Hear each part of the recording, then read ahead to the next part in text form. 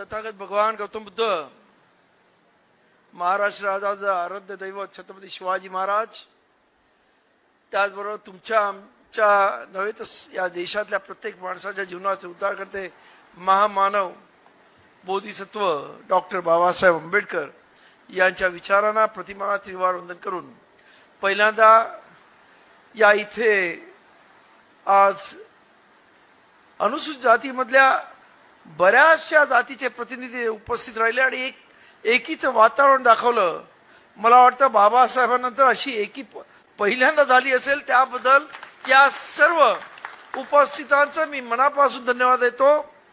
आणि ही अशीच एकी झाली तर माझं सांगणं आहे की 1.5% 11 ते 12% मताचं जे काही आहे, म्हणजे 13% जर एसी असतील तर 1.5% जर मातंग समाज असेल आणि त्याच्यामधला सुद्धा 0.5% तो त्यांच्या बरोबर आहे, म्हणजे 12% लोकांना विरोधात हे सरकार जाऊ शकेल असे मला वाटत नाही. फक्त ते मातंगांना झुलवत ठेवण्याचं काम करतील हा माझा अनुभव आहे. कारण मी आत्ताच कर्नाटकात गेलो होतो, तिथे सुद्धा काँग्रेस सरकारने लागू करण्याचा प्रयत्न केला आणि ताबडतोब कर्नाटक हायकोर्टाने त्याला स्टे दिला. कारण हे इल्लीगल आहे, उपवर्गीकरण हेच इल्लीगल आहे. आणि त्यामुळं जरी आज महाराष्ट्र सरकार फडफड करत असेल, मी मुद्दाम हा शब्द वापरतो, तरी ते फक्त मातंग समाजामधल्या काही लोकांना खुश करण्यासाठी हा चाललेला प्रयत्न आहे, त्याच्या पलीकडे काही नाही असं मला वाटतं. परंतु तसं असताना सुद्धा सशाची शिकार करायला जात असताना तयारी सिंहाच्या शिकारीची करावी लागते. त्यामुळं आपण सर्व मिळून मुंबईमध्ये ज्या पद्धतीने रिडल्सचा मोर्चा झाला होता तेवढाच मोठा मोर्चा सर्व जाती धर्माच्या म्हणजे अनुसूचित मध्ये असणारे सर्व समुदाय सर्व जाती एकत्र येऊन हा मुंबईमध्ये महामोर्चा 26 तारखेला ज्यांनी पहिल्यांदा आरक्षण या देशामध्ये चालू केलं ते छत्रपती शाहू महाराजांच्या जयंतीच्या दिवशीच आपण हा मोर्चा काढणार आहोत आणि खऱ्या अर्थानं या महाराष्ट्र सरकारला जाब विचारणार आहोत. खरं म्हणजे हे सर्व चालू झालं कधीपासून तर आपल्या लक्षात येईल की पंजाब आणि हरियाणा सरकारच्या विरुद्ध उच्च न्यायालयाने 29 मार्च 2010 रोजी एक निर्णय दिला उपवर्गीकरणाविरोधात. आणि तो निर्णय देताना त्यांनी 2004ला EV चिनैया आणि त्यांचं जे बेंच होतं 5 जणांचं, त्यांनी जो सुप्रीम कोर्टामध्ये निर्णय दिला होता त्याचा आधार घेतला आणि त्या आधारावरती तो 2010ला निर्णय दिला की हे उपवर्गीकरण हे इल्लीगल आहे, असंविधानिक आहे. परंतु त्याला चॅलेंज परत पंजाब सरकारने सुप्रीम कोर्टात केलं.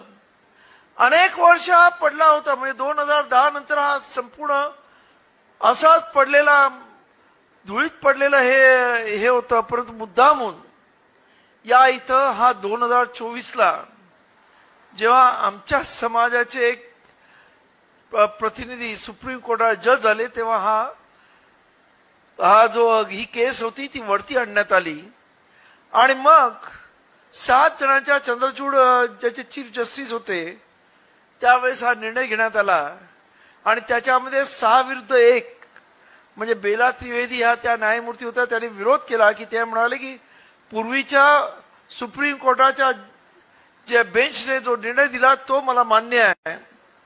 आणि ह्या इतर 6 जणांच्या ज्याच्यामध्ये आपले सुद्धा समाजाचे विद्वान जज होते भूषण गवई, यांनी तर पुढे जाऊन असं म्हटलं की SC ST मध्ये क्रीमी लेअर सुद्धा लावा, असं त्यांनी त्यांच्या स्वतःचं कसं प्रत्येकाने आपापलं जजमेंट दिलेलं आहे 7 जणांनी. त्याच्यामध्ये भूषण गवईने असं सांगितलं की SC ST ला क्रीमी लेअर सुद्धा लागला पाहिजे, अशा पद्धतीचं भाष्य केलं. त्यांना एक समजायला पाहिजे होतं, भूषण गवई स्वतः जेव्हा चीफ जस्टिस होते तेव्हा आर्थिक उन्नतीवर जात नाही हे त्यांना तिथे असणाऱ्या एका त्यांच्या समोर उभ्या असणाऱ्या लॉयरने बूट फेकून दाखवलं. हे त्यांनी लक्षात घेतलं पाहिजे होतं की त्यामुळं जात काही तुम्ही कुठच्याही पदावर गेलात तरी जात नाही हे लक्षात घ्या. या देशाच्या राष्ट्रपती माजी राष्ट्रपतीला जेव्हा तो एका मंदिरात गेला तेव्हा त्याला त्या मंदिराच्या गाभाऱ्यात सुद्धा घेतलं गेलं नाही. शेड्यूल कास्टचा राष्ट्रपती होता, मी नाव घेत नाही. ही परिस्थिती आहे. त्यामुळे अशा पद्धतीनं जो काही निर्णय देण्यात आलेला आहे तो खरं म्हणजे एक पद्धतीनं मूर्खपणाचा निर्णय आहे आणि त्याच्या विरुद्ध आवाज उठवला पाहिजे. मगाशी एका वक्त्याने सुंदर सांगितलं, आम्ही सुप्रीम कोर्टाचा आदर्श मानतो, सुप्रीम कोर्टाचा आम्ही मान राखतो, पण सुप्रीम कोर्टामध्ये बसलेले सर्व जज त्या लायकीचे आहेत का हा महत्वाचा प्रश्न पडतो. आणि त्यामुळंच हे जे काही अशा पद्धतीचे उलटसुलट जे काही येतात त्याला आपला विरोध असला पाहिजे. आज या इथं तुमच्या या आरक्षणाला आपण पाहिलं असेल, मगाशी सूर्यवंशी नावाच्या एका आमच्या मातंग तरुणाने सांगितलं की आज कमीत कमी एखाद लाख तरी मातंग समाजाची मंडळी बौद्ध झालेली आहेत आणि हे धर्मांतराचं जे लोण आहे ते मोठ्या पद्धतीने मातंग समाजामध्ये पसरत आहेत आणि त्यामुळंच मातंग समाजातल्या काही लोकांना हाताशी धरून हे कुठेतरी थांबवण्याचा प्रयत्न करतात. पण तुम्हाला आज आनंद वाटतोय की ह्याचा कधीतरी सरकारने विचार करावा. ह्याचा जर उलट परिणाम झाला तर मातंग समाज सोडा, परंतु इतर सर्व एसी मध्ये असणारे सर्व समाज बौद्ध व्हायला सुद्धा मागे पुढे पाहणार नाहीत. हे आता मगाशी आमच्या बनसोडे सरांनी सांगितलेलं आहे. तेव्हा आज ज्या पद्धतीचं वातावरण हे बनवत आहेत ते खरं म्हणजे अत्यंत दुर्दैवी आहे. सरकारला न मागता एससी मध्ये उपवर्गीकरणाचं काही आपल्या चेल्यापेल्यांना हाताशी धरून जे चाललेलं आहे ते खरं म्हणजे दुर्दैवी आहे.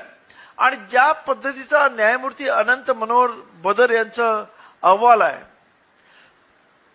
त्या ह्या आत्ताच्या सुद्धा खरं म्हणजे हा अहवाल हे जो निर्णय झाला हा निर्णय 1 ऑगस्ट 2024 झाला आणि त्यानंतर आपल्याला सांगू इच्छितो त्याच्यावर पुनर्याचिका झाल्या म्हणजे पुनर्विचार करावा असं सुप्रीम कोर्टाला सांगणारी एक याचिका झाली.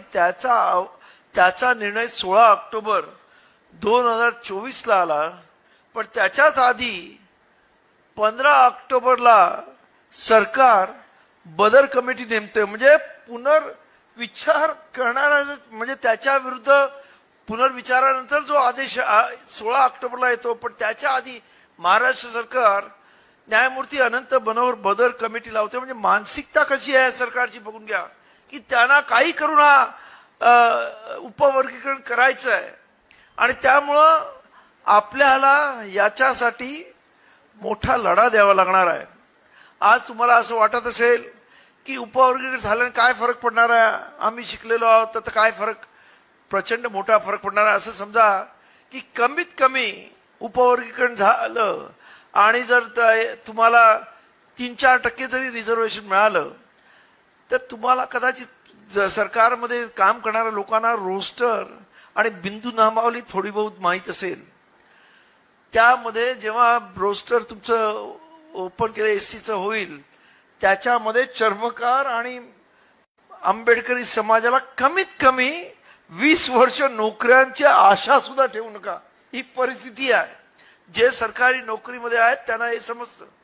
त्यामुळे तुम्ही सरकारी नोकऱ्यांचं आशा सोडून द्या. कारण हे अत्यंत पद्धतशीर केलेलं षडयंत्र आहे की आज ही एससी मधली काही मंडळी आंबेडकरी विचारावर चालणारी मंडळी आज अत्यंत पुढे चाललेली आहे. त्यांना कुठेतरी रोखण्याचं हे षडयंत्र आहे आणि त्यासाठी हे अत्यंत केलं जात आहे. आता तुम्ही म्हणाल की हे आमचे भाऊ आहेत, आम्हाला मातंग समाजाला आमच्या खांद्याला खांदा लावून यावा याच्यासाठी ज्या काही सरकारनं 68 तरतुदी ज्या लहुजी अभ्यास कमिटीच्या अहवालाच्या आहेत त्या मान्य केल्या आहेत. आम्ही सर्व 58च्या 58 जाती आम्ही त्याला पाठिंबा देतो, कारण आम्हाला त्याच्यामध्ये काहीच ऑब्जेक्शन नाही. कारण आमचा हा भाऊ जर मागे राहिला असेल, त्याला पुढे यायचं असेल आणि त्याला जर सरकार मदतीचा हात देत असेल, परंतु त्या कमिटीच्या अहवालामध्ये सुद्धा ज्या 28 तरतुदी अमान्य करण्यात आल्या, त्याच्यामध्ये उपवर्गीकरण सुद्धा सरकारने अमान्य केलंय. ते आत्ताच तुम्ही मान्य का करताय, हा आमचा सवाल आहे. तेव्हा हे जे चाललेलं आहे हे खरं म्हणजे एक तर अहवाल पारदर्शक नाही आहे. अहवाल अजूनही पब्लिश होत नाही. मगाशी आमच्या एका वक्त्याने सांगितलं की आम्ही आरटीआय खाली अहवाल मागतो, चीफ सेक्रेटरीला मागतोय, सर्वांना मागतोय, पण ते म्हणतात आमच्याकडे सुद्धा अहवाल नाही. तर कुठचंही सरकारी धोरण किंवा सरकारी एखादा मोठा सब्जेक्ट, इतके स्टेक होल्डर्स आहेत, 59 जाती स्टेक होल्डर्स आहेत, त्याच्यापैकी कुठच्याही जातीला विश्वासात घेतलं जात नाही. एका जातीला फक्त विश्वासात घेतलं जात आहे, ते पण त्यांच्यामधल्या काही लोकांना विश्वासात घेतलं जात आहे. हे खरं म्हणजे दुर्दैवी आहे. सरकार अशा पद्धतीने संविधानाची गळचेपी करतंय, सरकार असंविधानिक वागतंय आणि त्यामुळं हे सर्व पुढे जाऊन कोर्टामध्ये रद्दबादल होणार याबद्दल मला पूर्ण खात्री आहे. परंतु सरकार ही जे करतंय हा एक प्रकारे तुमचं आरक्षण संपवण्यासाठी तुम्ही किती जागरूक आहात, उद्या आरक्षणावरती घाला घातला तर काय होऊ शकतं याची चाचपणी पडते, हे आपण लक्षात घ्या. त्यांनी मध्यंतरीच्या काळामध्ये तुम्ही किती जागे आहात ते भीमा कोरेगावच्या वेळेला तुमच्यावरती हल्ला करून सुद्धा पाहिलेला आहे. पण तुम्ही त्याला सडेतोड उत्तर दिलं. 1 तारखेला हल्ला झाला, 3 तारखेला मुंबई, अख्खा महाराष्ट्र बंद झाला, मुंबई बंद झाली, इंटरनॅशनल फ्लाईट्स कॅन्सल झाले. एवढा जबरदस्त तुम्ही त्यावेळेस तोंड दिलेलं आहे, तुम्ही आव्हान दिलेलं सरकारला. आता सुद्धा आपल्याला याच पद्धतीने आव्हान द्यायचं आहे. हा अहवाल काही झालं तरी रद्द झाला पाहिजे आणि आमचं उपवर्गीकरण थांबलं पाहिजे. आम्ही सर्व एक होमोजिनियस आहोत, आम्ही सर्व एका बापाची पोरं म्हणजे बाबासाहेबांची पोरं आहोत आणि आम्हाला एकत्र ठेवायचं आहे.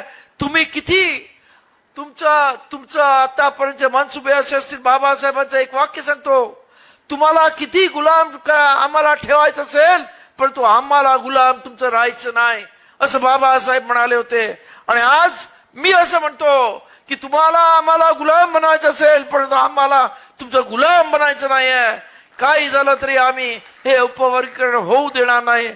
आणि त्यासाठी सर्वच आज या एससी मधल्या जाती आज एकत्र येऊन एक दिलाने एक विचाराने कामाला लागलेल्या आहेत. मी इथे घोषणा करतो की 26 तारखेला मुंबईमध्ये आपण प्रचंड मोर्चा काढणार आहोत.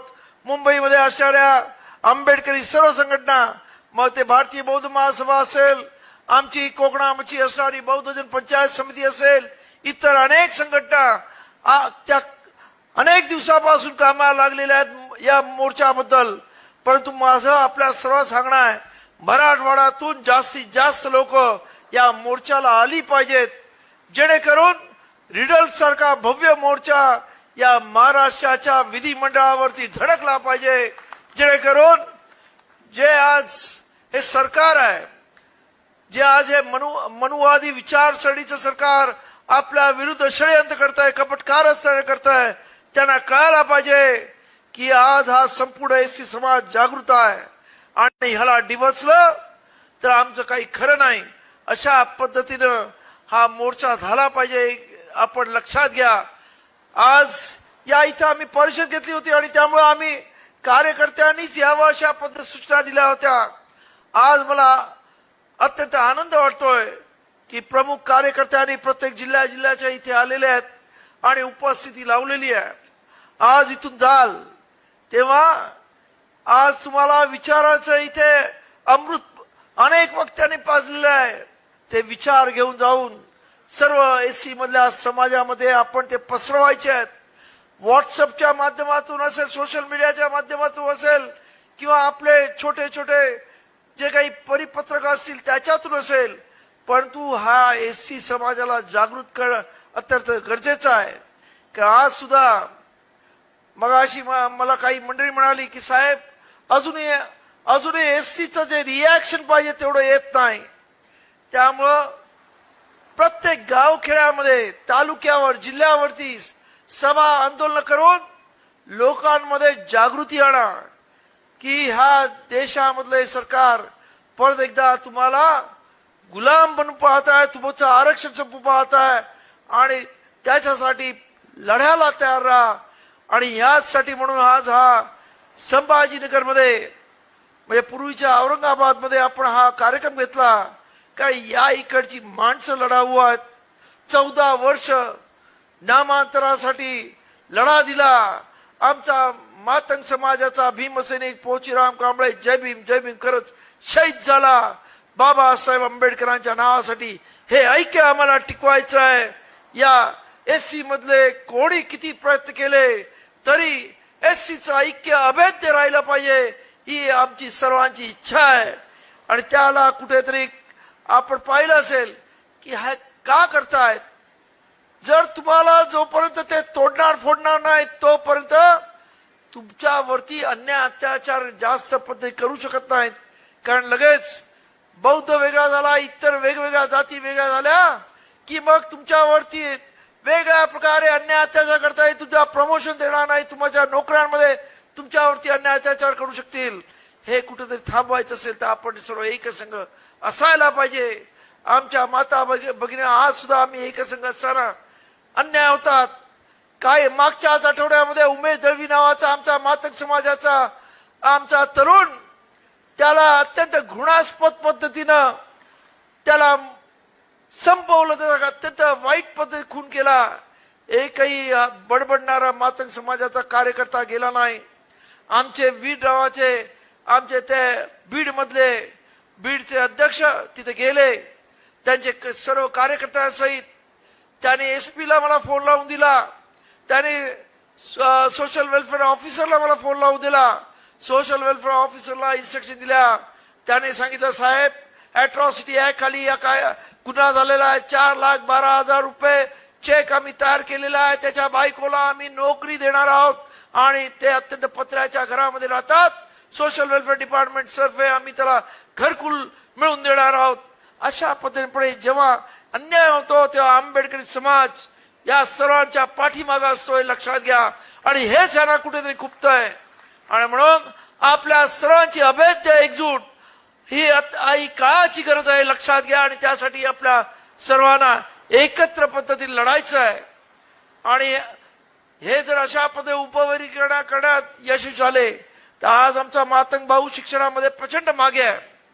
आणि आपल्याला माहिती आहे की रिझर्वेशन पॉलिसी प्रमाणे 3दा ऍड दिल्या आणि त्याला जर त्या आरक्षित जागेवर योग्य प्रतिनिधी मिळाला नाही तर ती जागा ओपनला होते. म्हणजे आपल्या असणाऱ्या जागा ओपनला करण्याचं हे षडयंत्र आहे, हे आपण लक्षात घ्या.